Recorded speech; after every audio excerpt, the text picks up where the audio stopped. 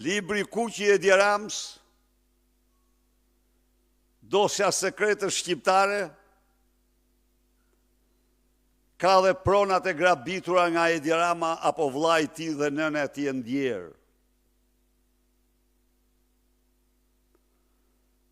Në librin e Kuq, kanjoni i gjipes me mbrojtje të shkallës më të lartë, njërin nga 20 kanjonet më të çmuara në planet, i kanë vu Samarin sipër. Hotelin e Edi Rams, që kalon nga njëri breg në bregun tjetër.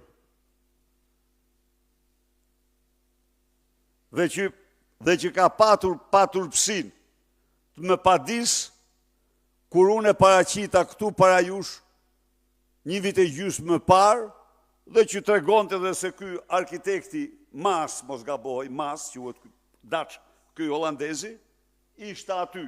Mbase dikush e kishte kompozuar fotografi dhe ai mund mos, po unë paraqita atë foto. Aty nuk është risia se ishte Masi në plazhin e GPS, risia është se ishte hoteli vendosur, kalonte si Samar nga një breg në bregun tjetër të kanjonit.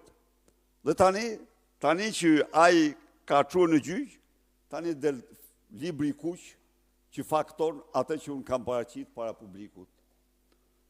Pra, të dashur miq, ky libër përbën dosjen më kriminale në historinë e Shqipërisë të 35 viteve të fundit.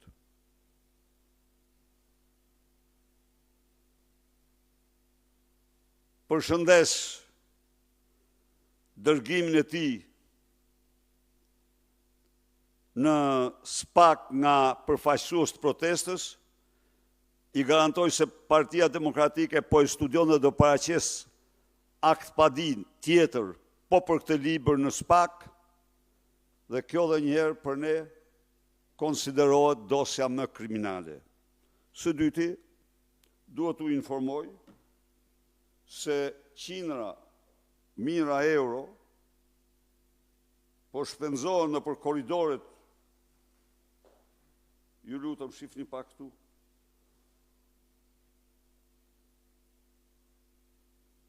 ç'po ndodh brenda ndërtesë kryeministrisë. Sultani i Kuq po vendos ngjyra haremin në kryeministri. Po, këto janë tipike ngjyrat e haremeve. Dënoj me forcën më të madhe vendosjen e këtyre ngjyrave në hollët e kryeministrisë. Urdhoni, sa kushtojnë e sa s'kushtojnë. Këto ngjyra janë ose të haremeve, ose të kinemave të seksit në Pigalle. Atje i kam pa unë këto. Po, absolutisht. Ja pra, nga larg, sigurisht nga larg.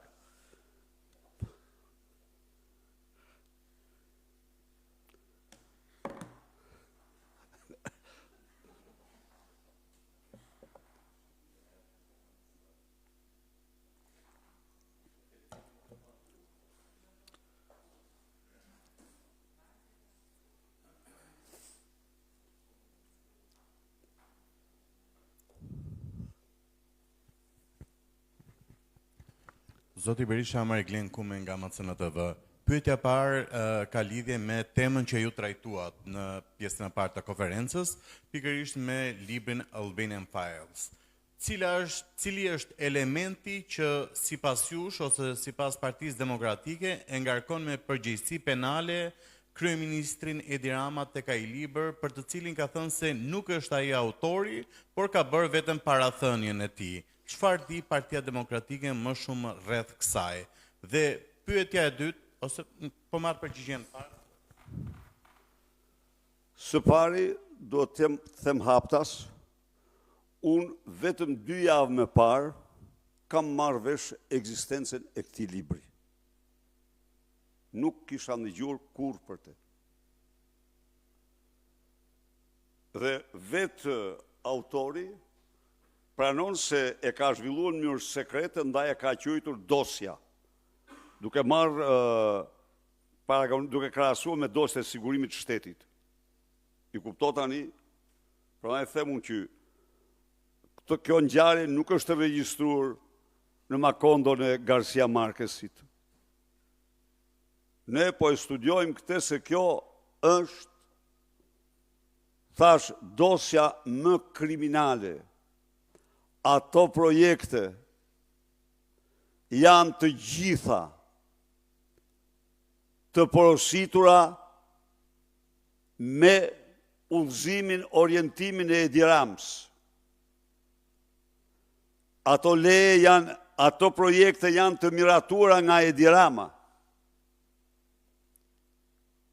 Se nuk ka studio në botë që të vi dhe të nglediset duke bërë një hotel mbi kanjonin e Gjipes, pse i shkrepin mendja atij. Kuj do t'ja thotë Edi Rama këto? Ndaj dhe ai nuk shpëton nga kjo. Kjo është Shqipëria çiflik i Edi Ramës, i dorëzuar totalisht mafjes së drogës dhe organizatave kriminale për ndërtim, për zhvillim, për larje parash, kjo është e gjithë. Nuk ka histori tjetër këtu. Pak javë më përpara, ju në një konferencë deklaruat se për demokratët nuk do të ketë verë, pushime vere në thonjza po them, pasi do të jenë në aksion. Ndërkohë që protesta e qytetarëve këto 35 ditë në një farë mënyre pezulloi planin ose programin e PD-s për këtë.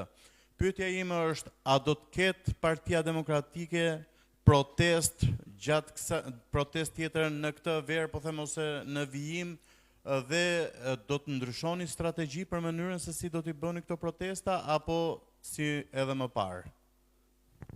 Zoti Kume, qëndrimi ynë ndaj protestës po i ripërsëris, ka qenë. Protestën nuk është e jona.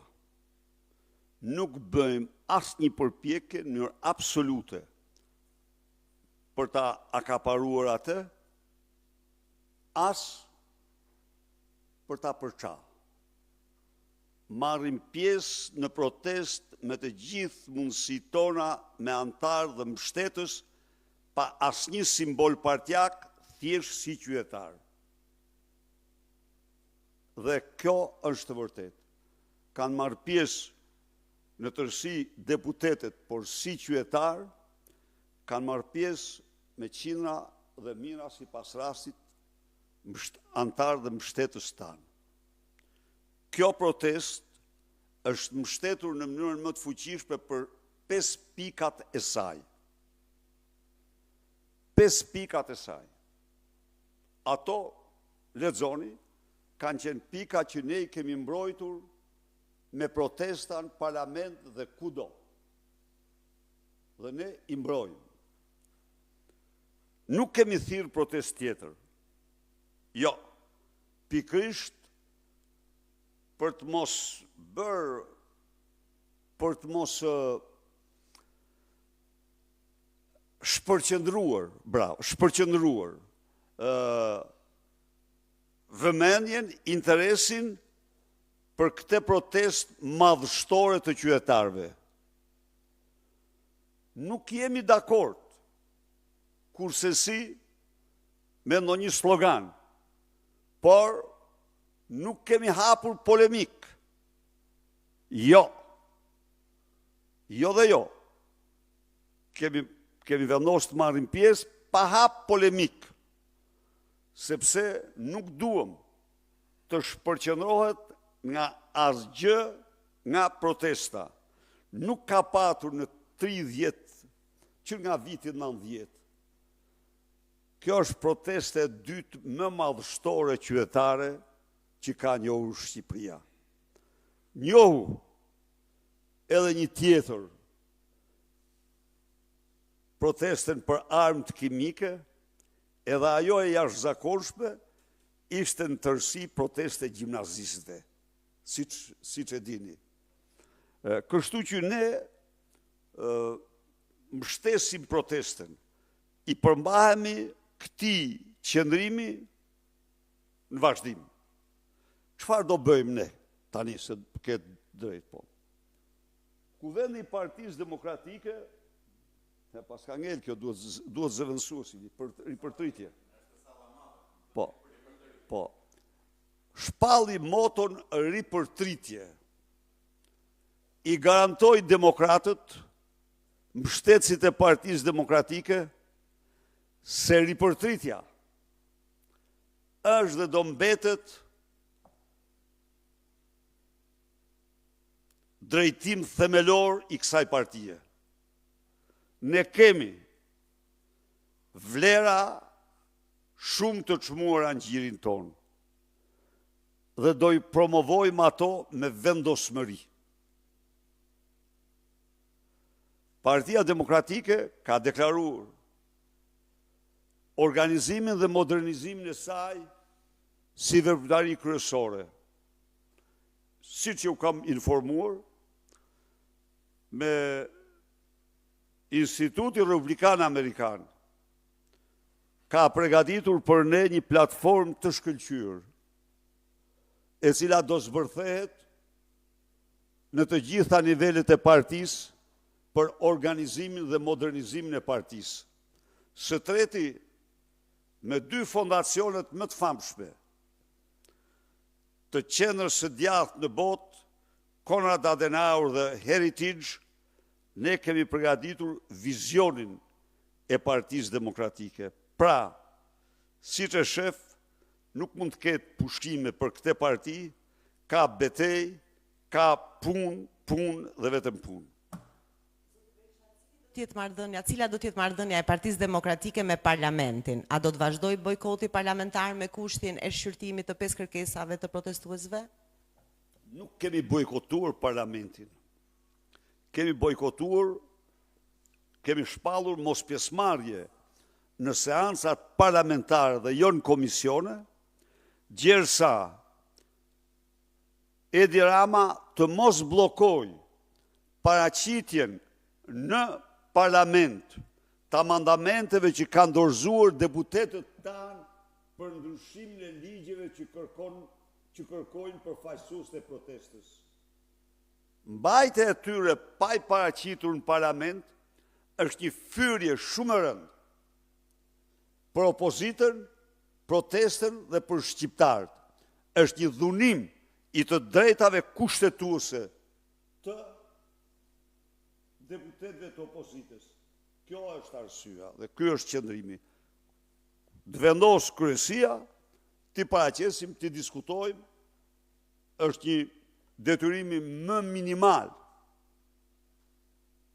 i parlamentit ndaj publikut, ndaj shqiptarëve dhe shqiptarëve në protestë. Ju pëlqeu kjo video? Atëherë bashkohuni me ne. Na ndiqni në Instagram, Facebook dhe TikTok dhe bëni subscribe në YouTube. Klikoni like dhe share dhe aktivizoni njoftimet për të mos humbur asnjë video të re. Faleminderit për mbështetjen.